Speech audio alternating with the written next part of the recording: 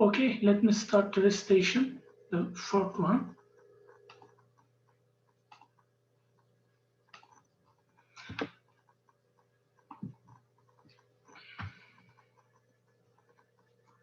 Okay, last week we made a recall, but I forget to write something. It's a miss. So XD, I have written like only metric space, but a complete metric space. Last week this is missed. Complete metric space. Then AD is complete if and only if A is, and okay, let me write, and let, and AD is subspace space of XD. Okay, then this subspace AD is complete if and only if A is closed subset of X. Okay, let me start this week. The problem one. So, related to last time. Problem one.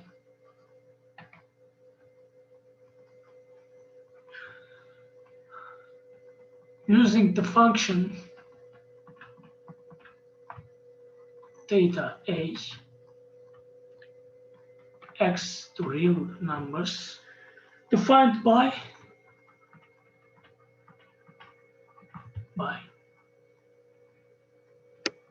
ax is d xa.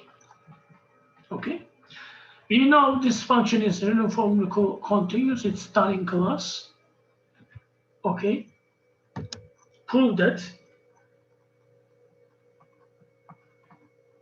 a closed subset of a of x is equal to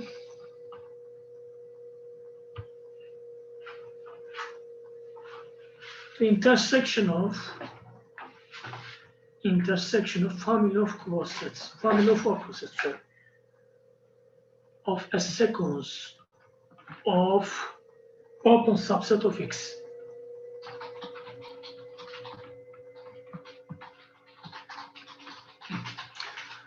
First of all, we know A is closed solution. Then A equals to A closure, but the A closure characterized as like this: X in X such that dxa is 0.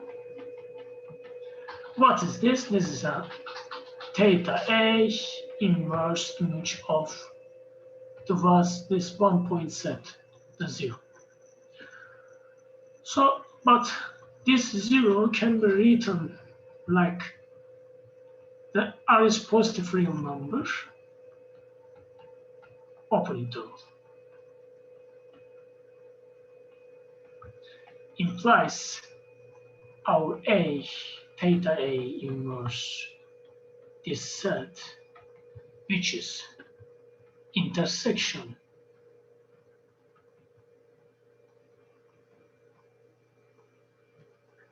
first write the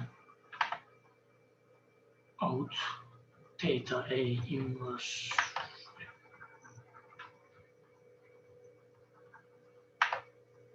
theta A inverse intersection R in R plus minus R, this open interval. So this equals to theta A inverse minus R open interval.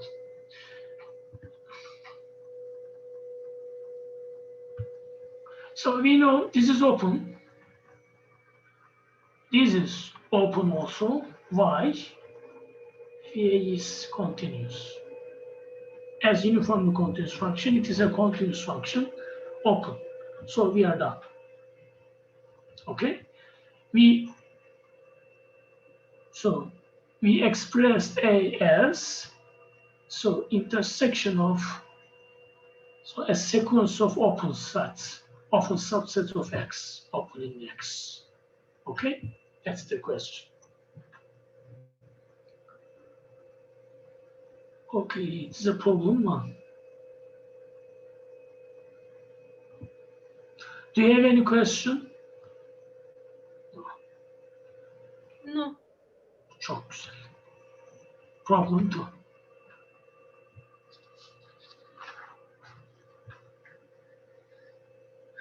So, prove that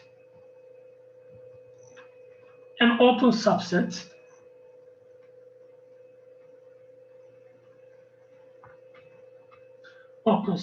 of a metric space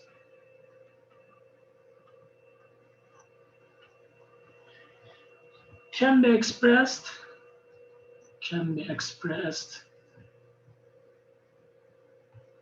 as union of a sequence of closed subsets of that metric space.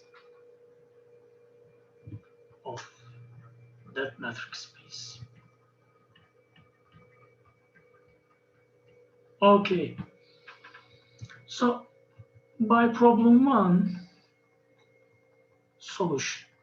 Okay, every closed set can be written as intersection of family of open set, closed sets. So the converse. So we will take the complement. Let U be X open. Then U complement this implies is closed. So U complement can be written like this by problem one. How? Intersection some family. Oh, so say A, not A, U alpha open. Take the complement of both sides, we will see who can be written like this, which is union alpha in I is index set such that U alpha complement. This is closed. So we conclude that any U X open can be expressed as union of a family of closed sets.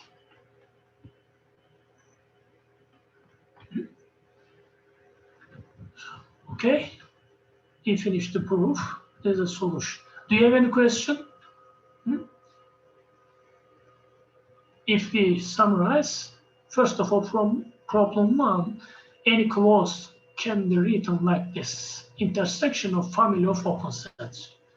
So it means our open set can be expressed as family of union of family of closed sets. Okay, so we are done. Let me pass to problem three. Problem three.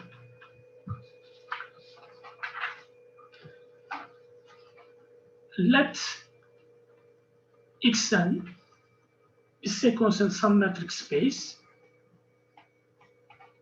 O in X, our metric space, such that the series of non-negative integers, non-negative numbers,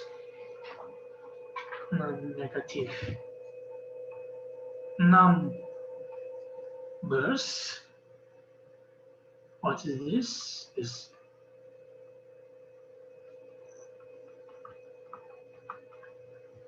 one is convergent.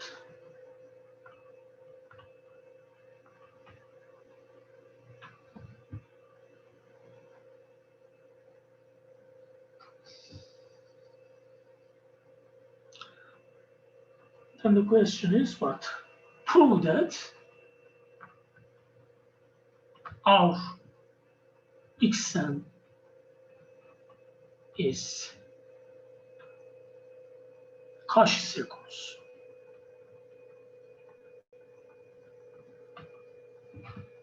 Solution. Let Sn make this n 1 to up to infinity up to n the xn plus 1. So circles in R. As R is complete,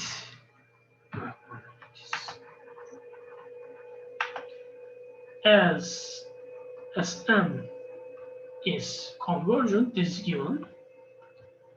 Sn is Cauchy circles in R.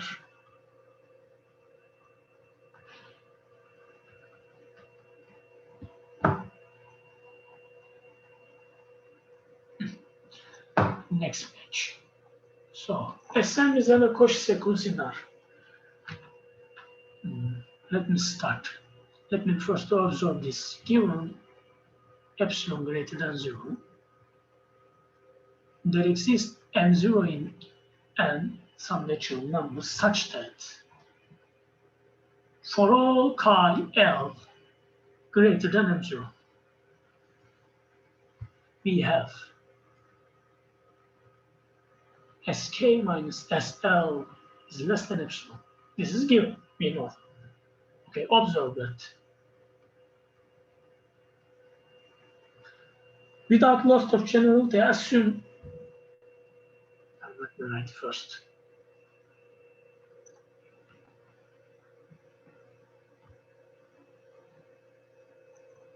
L or maybe greater than or equal, but not so important. Then, so we have sk minus sl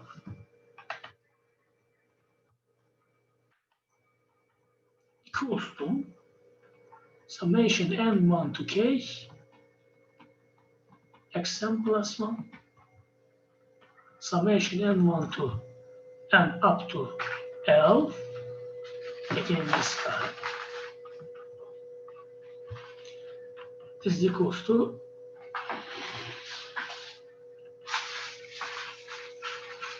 k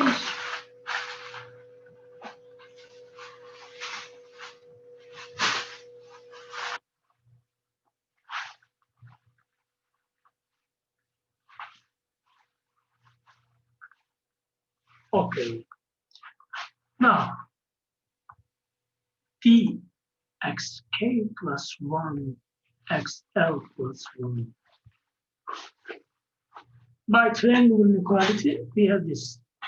Sk is greater than L, so k plus 1 is greater than L plus 1.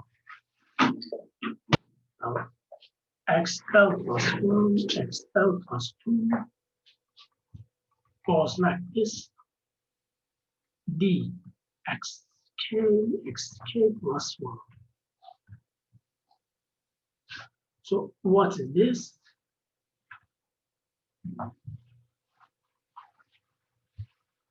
This is summation k equals to L plus 2 and L plus 1 to k dxn x plus 1.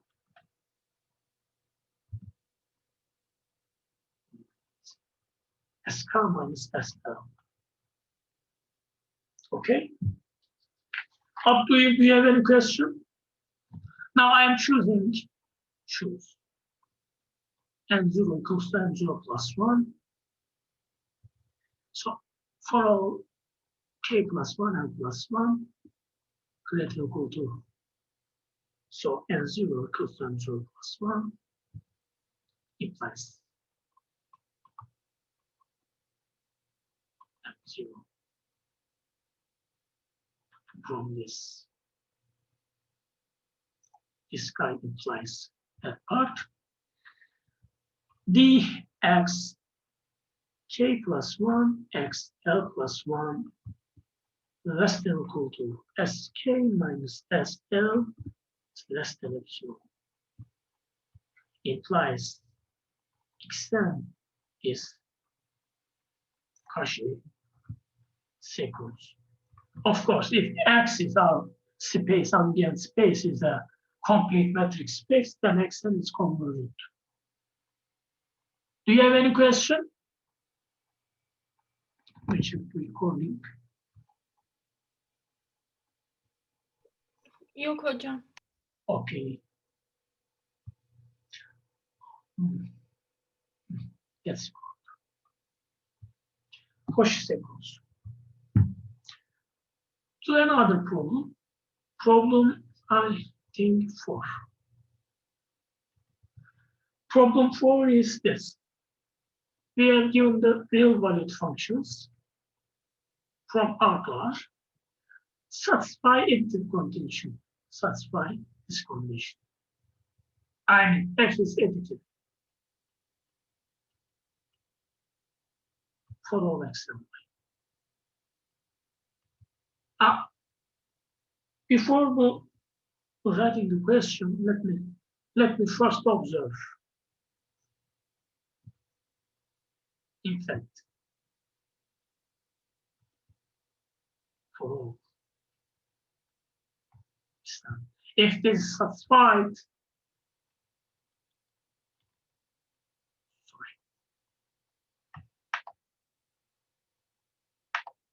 x1 plus up to xn equals to fx1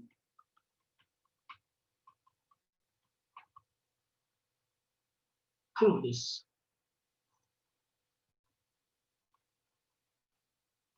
Okay, let me give it like this. Proof. Then we will pass the part of this problem 4. Let me first prove this identity. Okay, that one. Okay, the base step, proof by induction.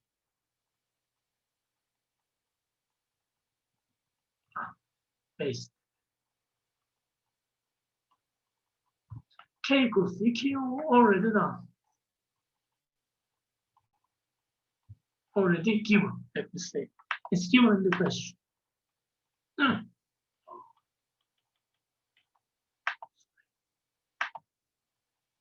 X2 fx1 plus fx2. This is given. So, inductive step, past the inductive step. Assume statement is true.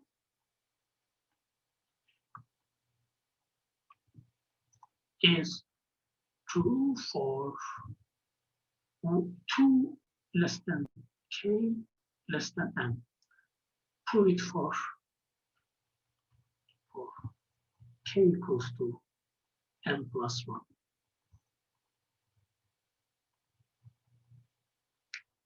So, I mean, any n plus 1 tuple, n plus 1 elements of x, we have this sum as R, this sum. So I can write this like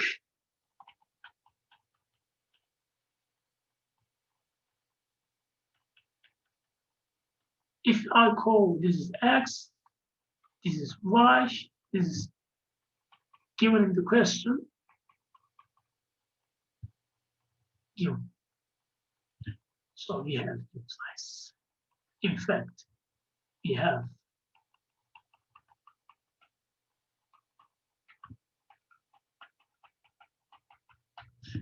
but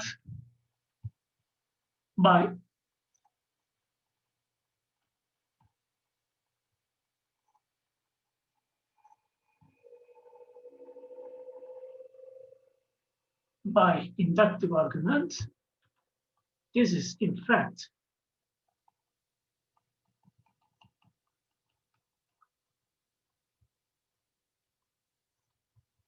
possible by inductive argument.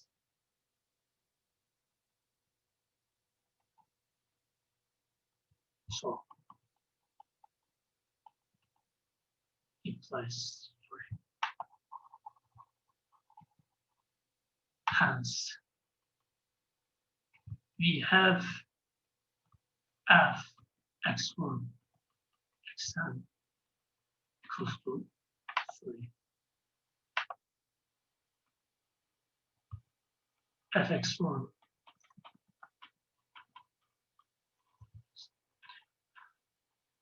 for x1 xn and r. Any n real numbers we have this equality. Okay, that one.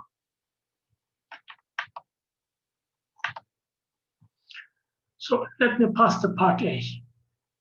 Part A. What's part A? Prove that f0 is 0. If f is an additive function, then so f0 must be 0. And also f minus x is minus fx for all x in R. And one more thing, fn is n times f1 for all n natural numbers. For all natural number is 2. So first, f0 equals to f0 plus 0. By additivity, we have this equality, okay? Implies f0 equals to 2f0, implies f0 is 0.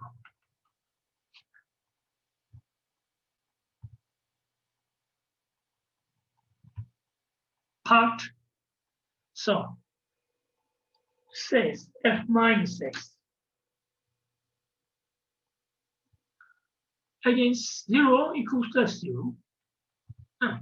I can write this like for all x in R. So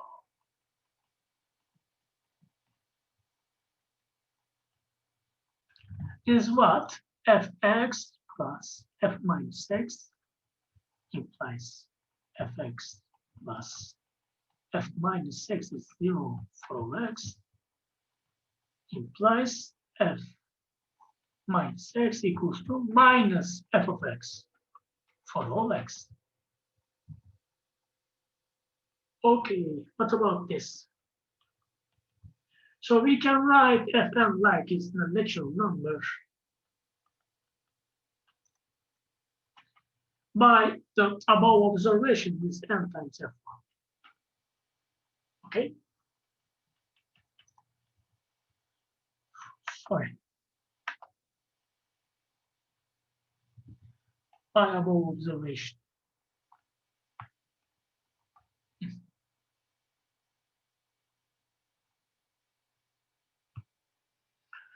So this end of part B, part A, let me pass to part B. Part B. Prove f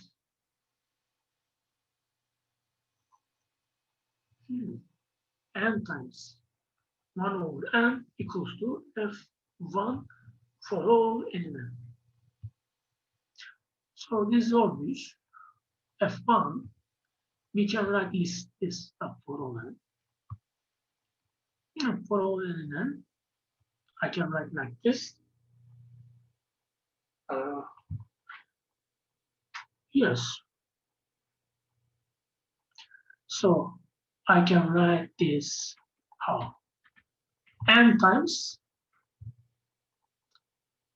1 over n. I add n times 1 over n. So it is up by additivity is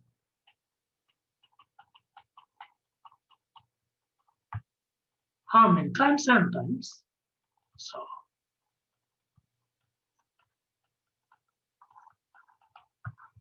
up from here we conclude that f1 over n equals to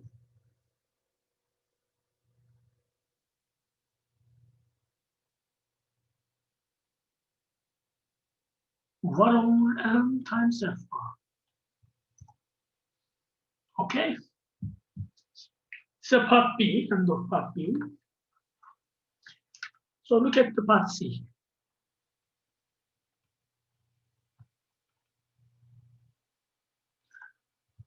Proof for all R in Q, the rational number FR is the following. FR is R times FR.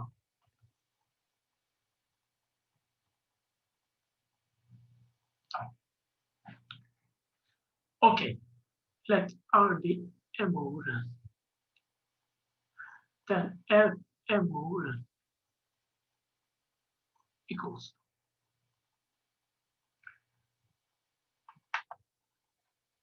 This M and N may be negative or positive as the natural number. If M is 0, it's done in the part A, so assume M is not 0. Okay, if 0 is 0, we know already. We have handled it. So it depends. F R F M over N is. So if M is negative, I can write this like N.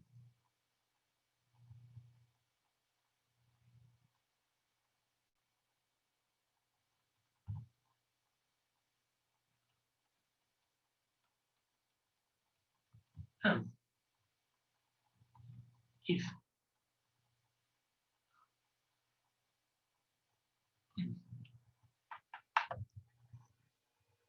oh, let me write some big space. Okay. Let me write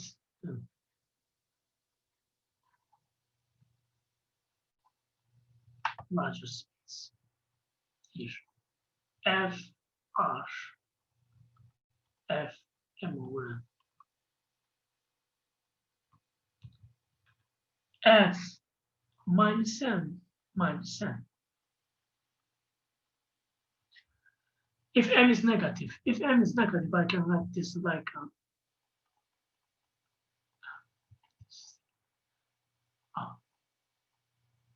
F minus 1 over N plus minus 1 over N plus hope. I need a space, okay. Minus N times minus N times if N is less than 0. If N is greater than 0, equals to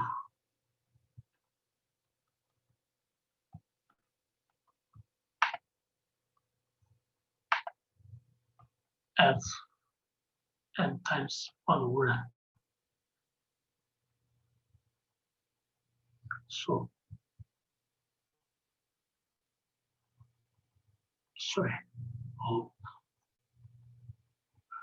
Okay, new page. Now, let me observe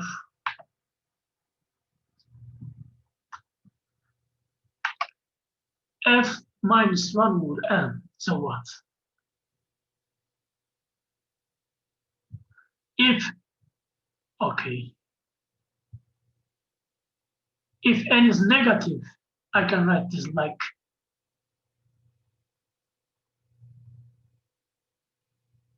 one over minus N, and minus 1 over N times F1 if N is less than 0. If N is positive, equals to minus F1 over N minus 1 over N times F1 over N. Oh, sorry.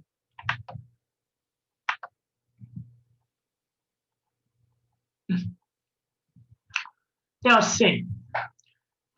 So this is a part by A. Okay? So in fact, this is minus 1 over N times F1. Second case, if F is 1 over N, f is 1 over n. Again, if n is negative, I can write this like, if n is negative,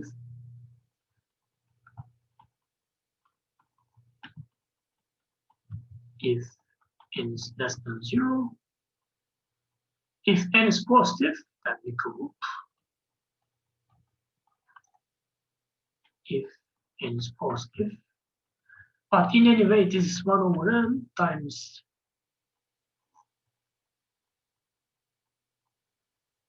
f1. So in any case, f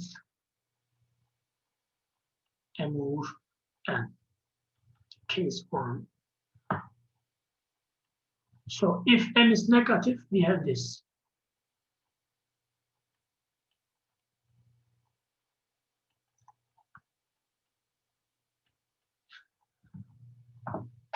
In any way, this guy equals to 1 over n if n is positive or negative. So n is negative, n is negative.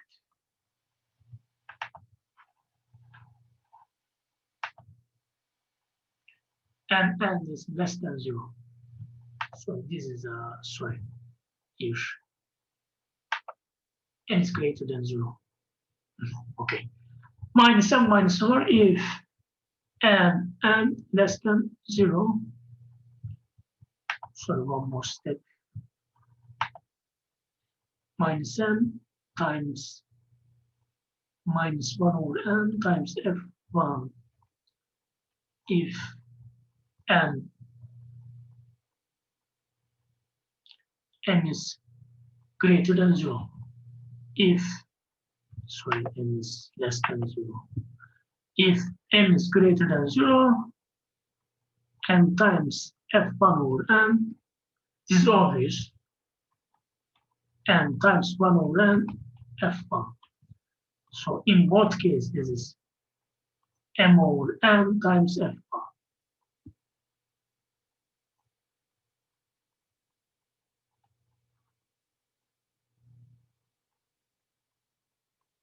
Okay? So implies fr is r times f1 for any additive f. So it's a part C. What about part D?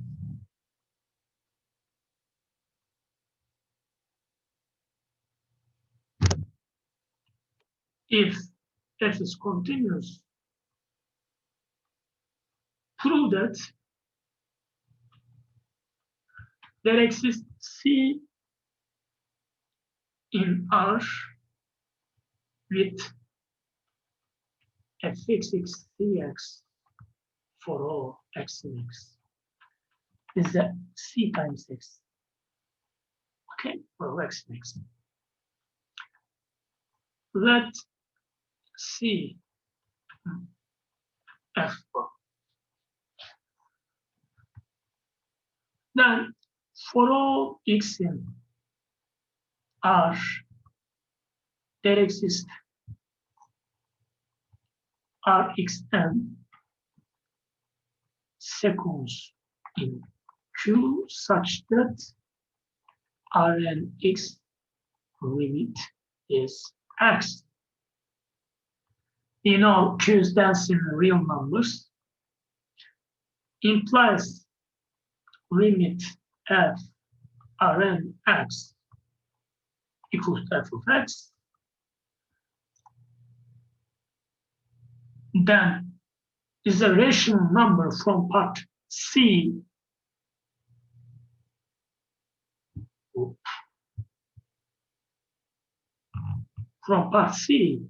this guy equals to limit Rn x times f1. But we can write this like as f1 limit r sub n x. But this limit x, it's given, implies. And this is a C. Fx equals to Cx for all x in R.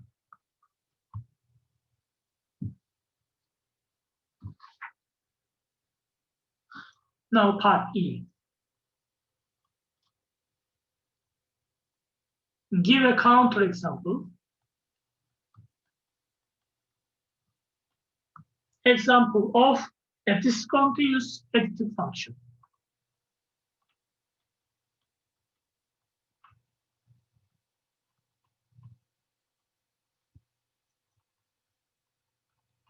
Function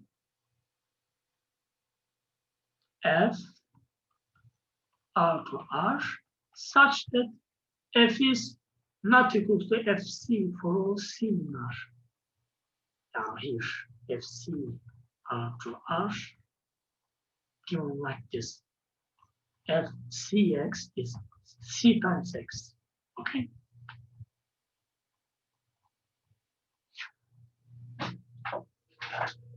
But consider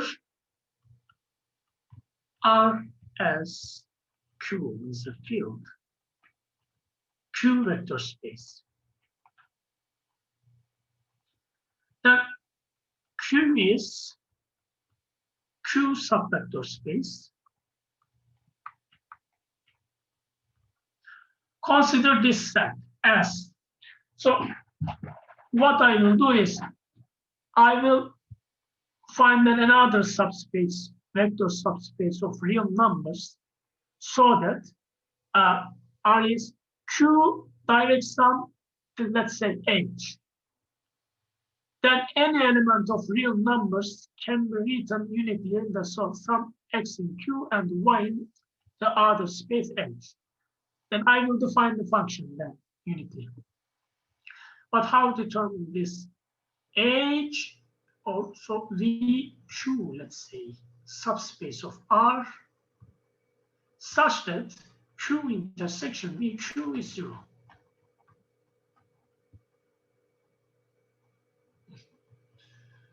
Another page. Clearly, the 0 is subspace of R and Q intersection 0 is 0. So S is not non-empty. Then S contains a maximal element. Say V, subspace of R. Maximal with respect to inclusion. With respect to inclusion.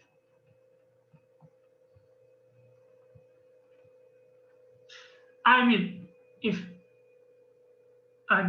there is V Q in S such that V contained in VQ implies V equals to VQ.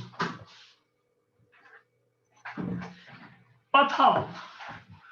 If it is not true, so some maximal element V, there is a maximal element, okay, V. And this by the zone lemma exists, this V. So claim Q plus V direct sum is R. If it is not true, assume contrary. That Q plus V is a R. So there exists X in R minus Q plus V. Yeah.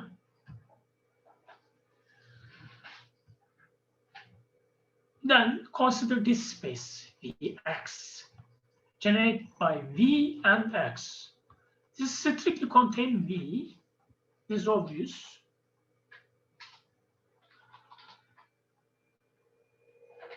And then look at Vx intersection Q. This is a let. If Y, assume there's a some element Y in here. Then Y can be written like this, Y in Q, and Y in Vx. It means Y, so it's a it's a some element v plus q times x for some q element q. So this is also element q, isn't it?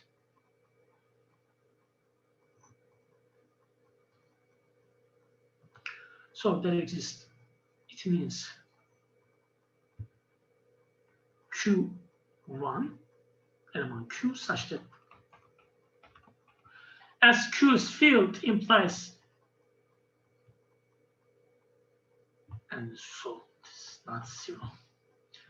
If we divide q1 q to 1 over q times v plus x, so that x can be written like this: 1 over q, sorry, q1 q plus minus 1 over q v. This is in v, this is in q, implies this is in v, sorry, q plus here element in where q plus v. That is a contradiction.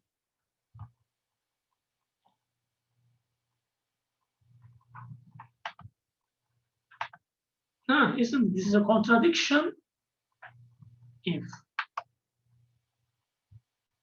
so, because contradiction extend alpha is q plus v. It's a contradiction, but so our choosing q, so that q must be 0.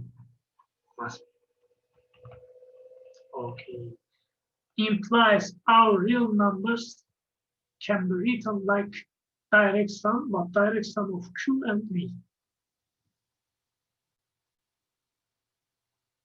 This means what? For all x in R, it can be written like this: q and vx, qx, vx. So q, 0, v.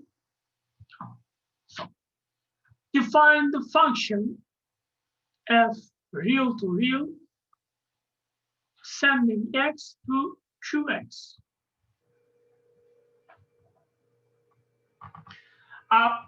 This is a well-defined function. This is a uniquely written. X is uniquely written like this. If we write x is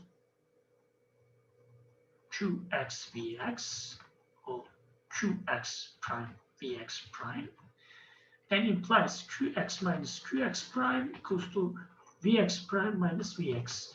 This is element to v, this in q implies qx equals to qx bar and vx equals to vx bar. What this says our function is function, or implies, in fact, f is well-defined function. Oh. Okay, why this? What is Zorn's lemma? If we have a non-empty sets, okay, you may assume here, where is it? It is something in Zorn lemma. Here. What is our set S?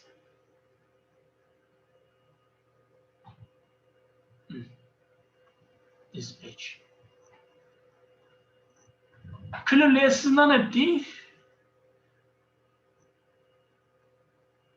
and its Zorn lemma says if we have a non-empty set, it has a maximal element, VQ. Okay? I mean, if we add this V vector space and X, and if you consider generating space satisfying where S is defined, I mean V intersection Q is 0. In this condition, there's some maximal element is here. This set S. It's a Zorn lemma, okay? Zorn lemma says if you have a set, non-empty set, it contains some inclusions. Any V must be subspace of R. It contains some maximal element. Maximality with respect to inclusion. Okay? Thank you.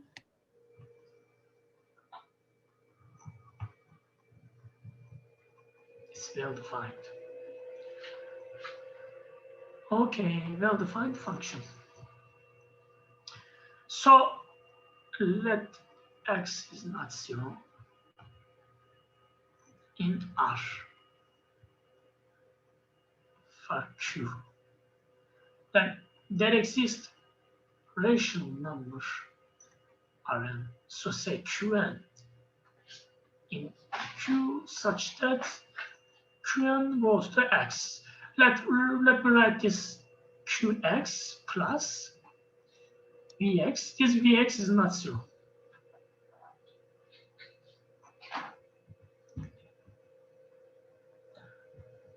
In fact, I'm not. Choose, please. Square 2. Clearly, there's nothing Q. Square 2.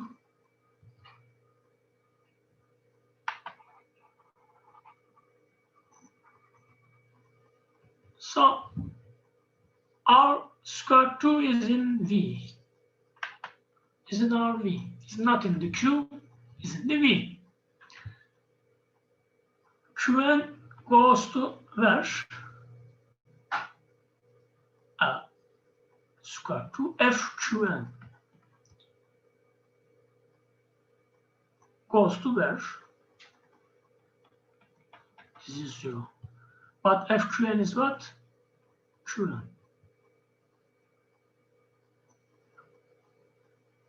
But Qn goes to square 2 equals to implies contradiction. So F is not continuous. F is additive. F is additive. Check F is additive. So I can write this like Qx plus Vx plus Qy plus Vy. So I can write Qs plus Qy plus Vx plus Vy is in V, is in Q, and this is Qx plus Qy. What is it? Qx is Fx and Qy is Fy, isn't it? Implies F is additive.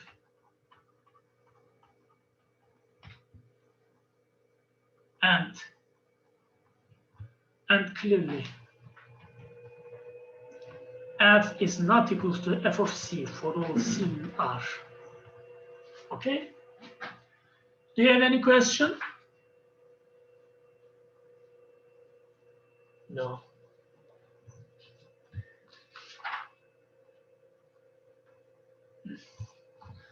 This is a problem 5. 5. Let X be Cartesian product of two matrix space, and let A be the closed, no closed, subset of XA. Prove that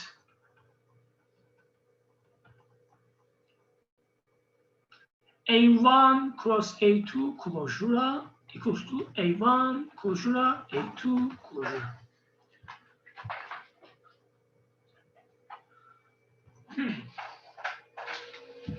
So AE contains an AE closure, this is obvious, implies A1 cross A2 contains in the first, this part. We need to first show that left-hand side contains in the right-hand side, then the converse. Okay, but A1 cross A2 closure is smallest closed set containing that guy implies S is smallest closed containing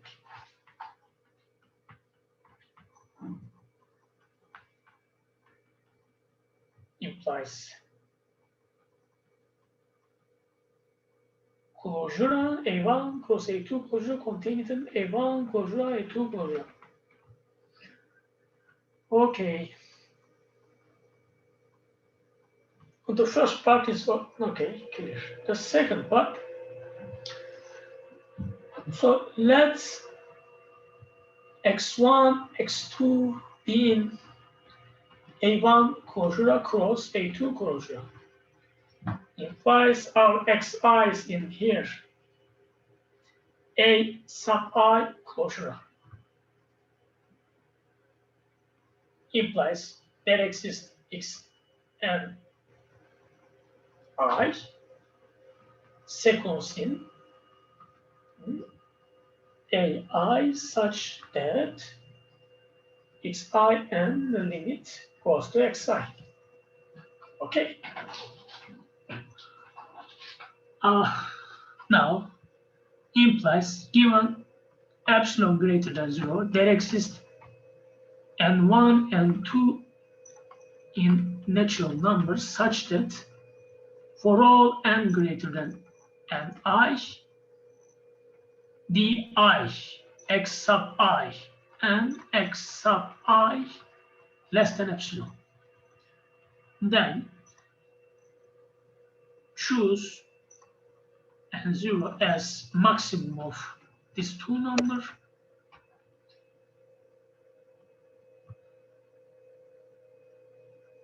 We have for all n greater than n0 rho infinity, so x1 and x2 and of x1, x2, this distance equals to maximum of di xi and xi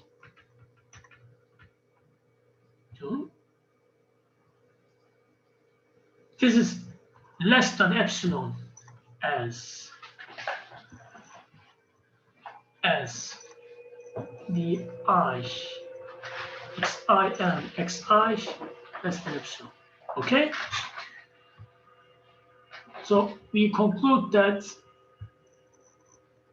x1, x2 in A1, A2 closure as limit x1 and x2 goes to x1, x2 with x1 and x2 sequence in A1, A2, A1 cross A2. Do you have any question? No. Problem 6.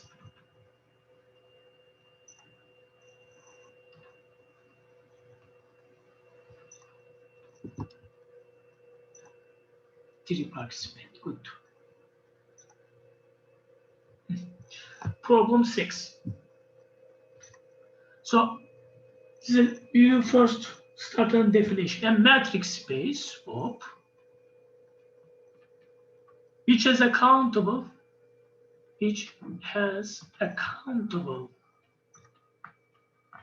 then subset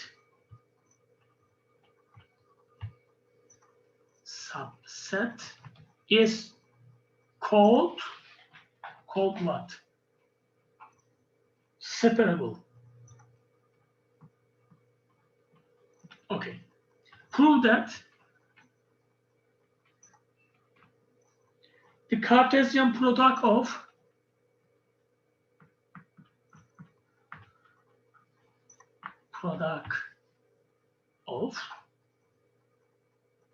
two matrix spaces spaces is also separable. Two separable, say here, separable. Metric space is also separable.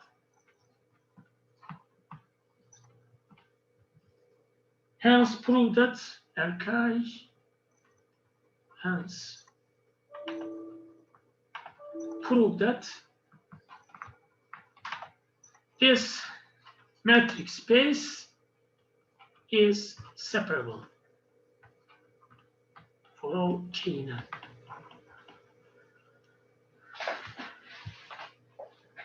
Okay, what can I do? So, assume proof. Assume x1 and x2 are separable. Implies there exists a1, a2, dense in x1, x2 respectively, and countable. So, as countable union of the set is countable, a1 cross a2 is countable as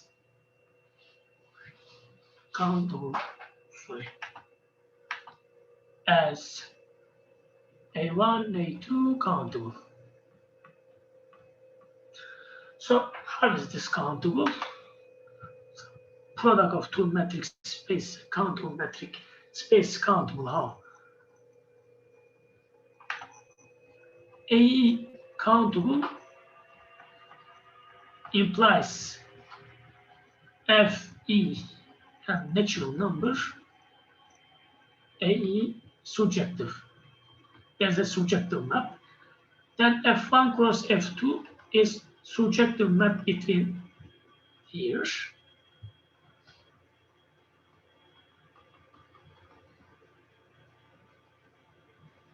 But this set is countable.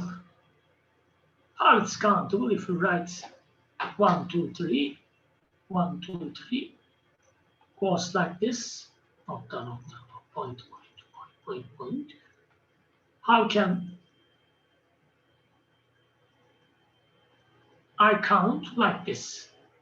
I count like everything, like, okay? So implies this is countable. So there's a surjection, implies N, surjection, let's say F, then F1 cross F2 composition. F is here to here, A2 surjection implies A1 cross A2 is countable. Countable. So we know A1, A2 closure equals to A1 closure, A2 closure, which is my previous problem. So this is x1 cross x2. Sorry.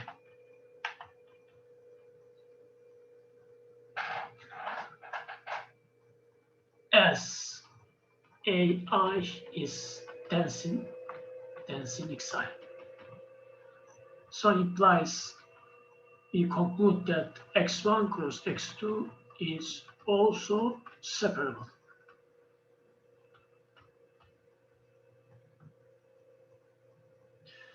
In fact, x1 cross xn is separable for xi separable. At right. Xn is separable. Prove by induction. Prove by induction.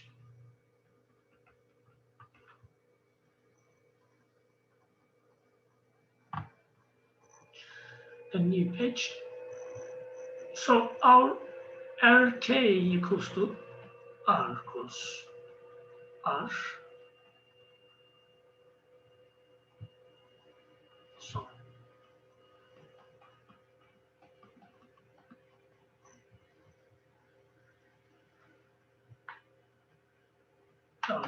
no need like this. It is now. So Q closure is R. Q is countable. So RK is separable.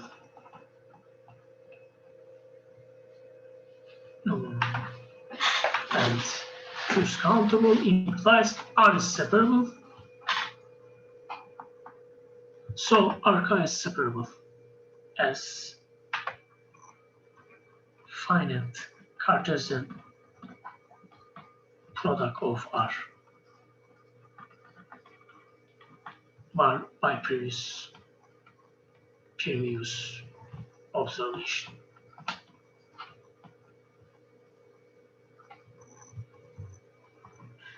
So here, let me. This is an exercise for you.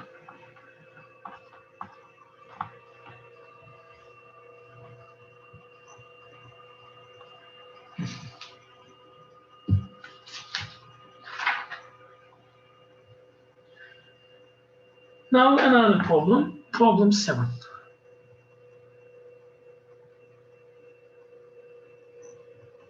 Okay. Consider the real valued function.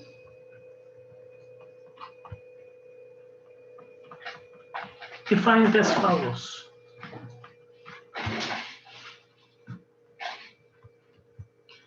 F x equals to x to the power p, where p is here and x greater than or equal to 0. Okay. Prove that limit m plus 1 to power p minus np is 0 in the proof. So clearly this f is continuous function. F is continuous on and m plus 1 and this is a closed interval, differentiable on and m plus 1 for all n. So there exists xn in this interval such that f prime xn equals to what? fn plus 1 minus fn over m plus 1 minus n. This is m plus 1 to power p minus n to power p. Okay. So f prime xn so implies m plus 1 to power p n to power p equals to derivative. What's the derivative? xn p minus 1. So let's say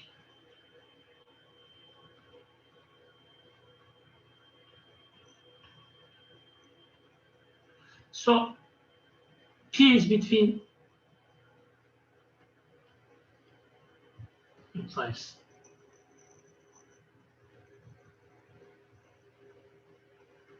what?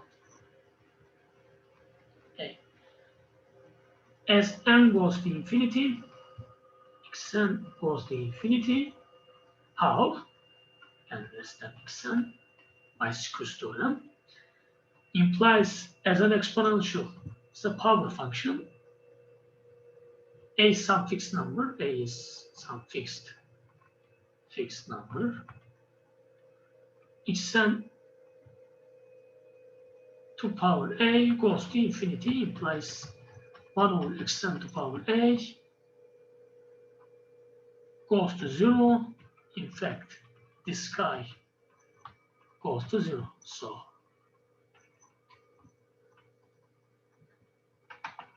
m plus 1 to power p minus n to power p is 0. This limit is 0. Okay. Do you have any question?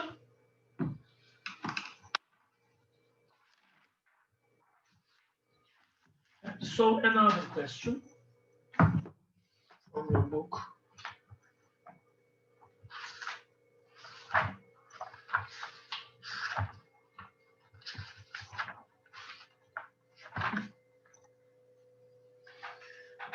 Problem, I think 8.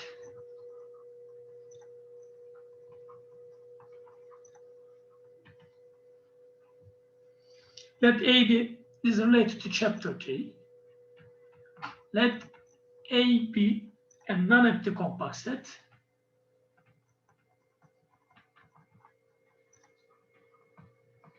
Compact set subset.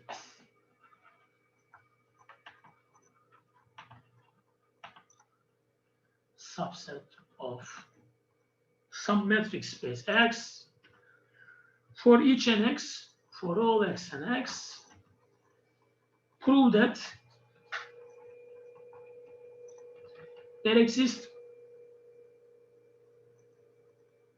y in n a with dxy equals to dx. Distance of x to y equals to distance of x to a. I will find this y, but how? I know A is compact.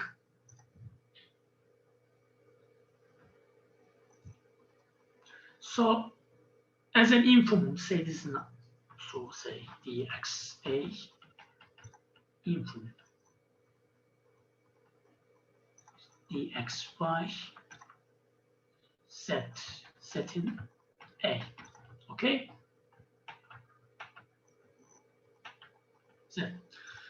So let's say call this some number r. Then for all n element n in n, r plus 1 over n is not great. It's not a lower bound. Lower bound implies there exists yn in A such that dxyn is less than r plus 1 over n. So yn is sequence in I implies there exists subsequence. So there exists convergent subsequence of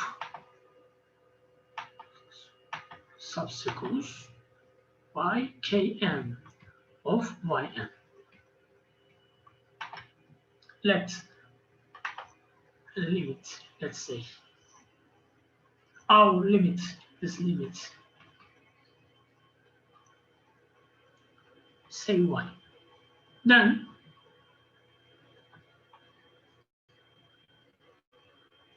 sorry.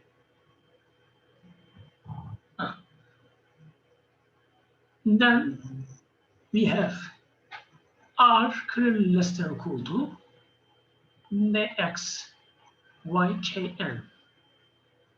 Ykn is convergent. This is less than r plus 1 over n. You know, if you choose xn is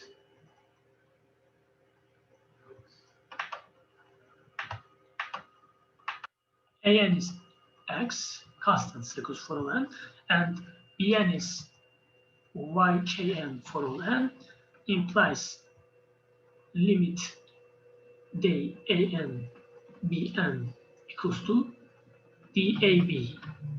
So limit AN equals to X, clearly limit BN equals to Y. So say XY, in R. So bicycle's theorem R.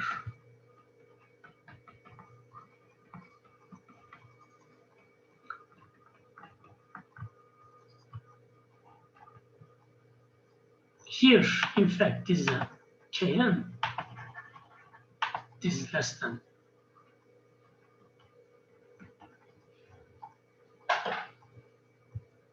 S.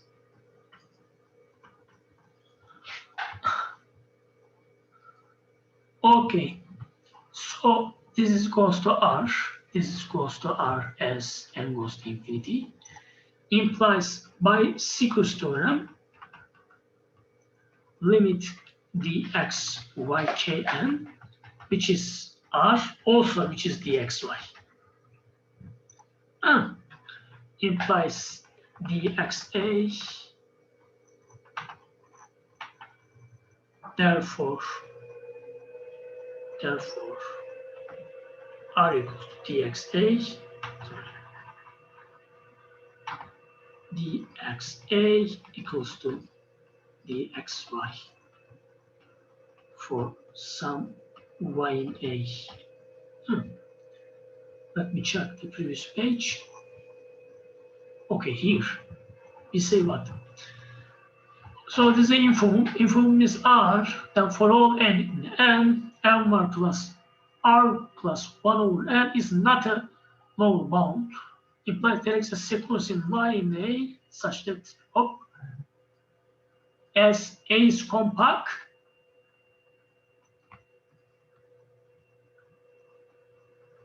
so ykn as a subsequence converges to y. Y must be in A, okay? So from here, we pass the next page. Here, we have this inequality, okay, by these observations we have made. You see the left-hand side and right-hand side goes to R, by Secus theorem, this guy goes to R. But in fact, that guy is dxy. So we are done. Okay, problem 9. Do you have any question?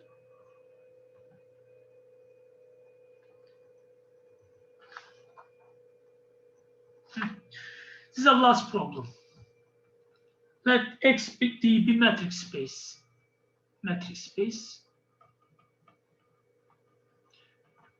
In fact, all our abstract space is in metric space. Define the distance of two non-empty subsets.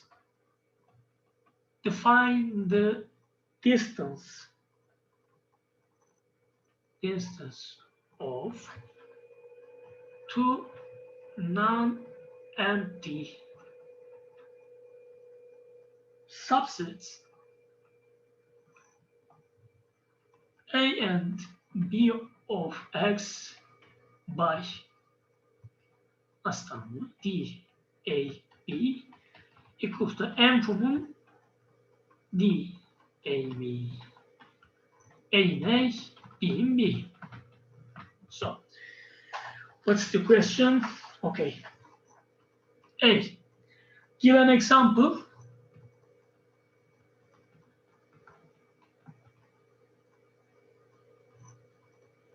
of two closed sets.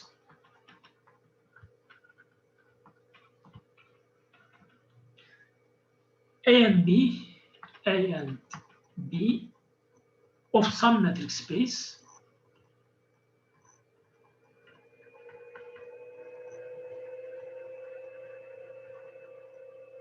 Metric space with A intersection B is empty and such that DAB is 0. Okay. So take axis R square and A is this curve. Y equals to 1 over x.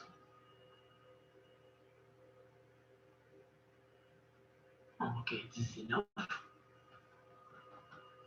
Xy in r square, y is 0.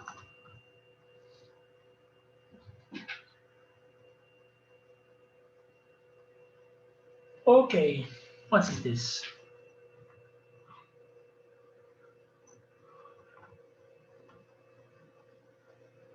This is B set, these two are A set, okay? So A intersection B is empty. Clearly A, B are closed sets.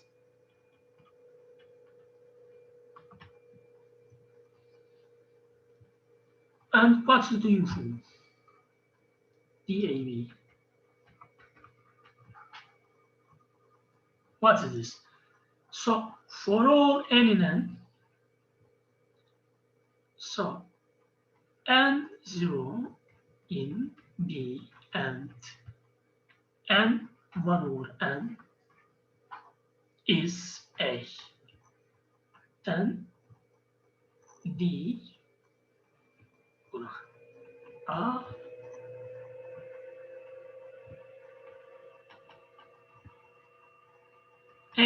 is 1 over n is less than 1 over n plus 1. Implies DAP is 0. Okay, do you have any question? Part B. So if, again, A intersection B is empty, A is closed, B is compact,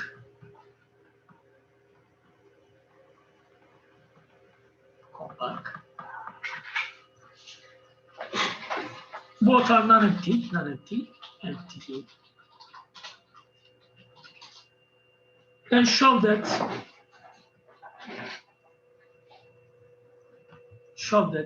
DAB is 0. Okay, B is compact. DAB is what?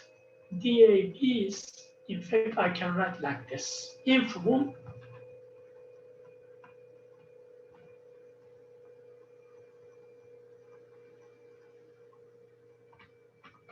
is compact.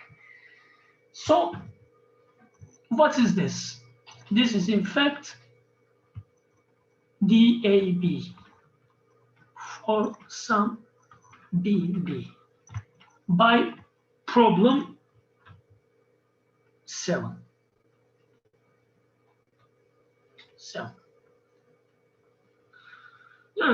So we reach this A, B, A element A,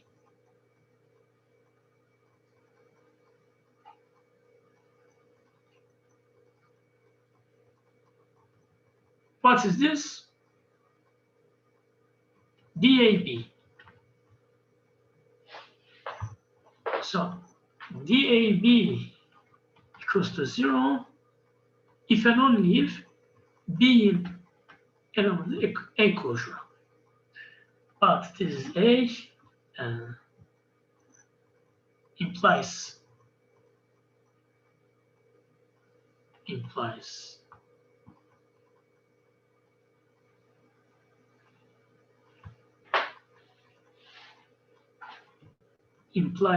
DAB, greater than 0 as A intersection B is empty. Okay?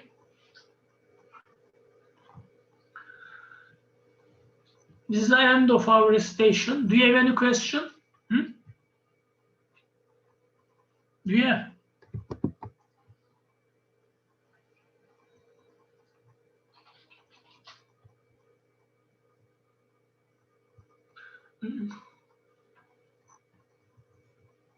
Okay, I stop the recording now.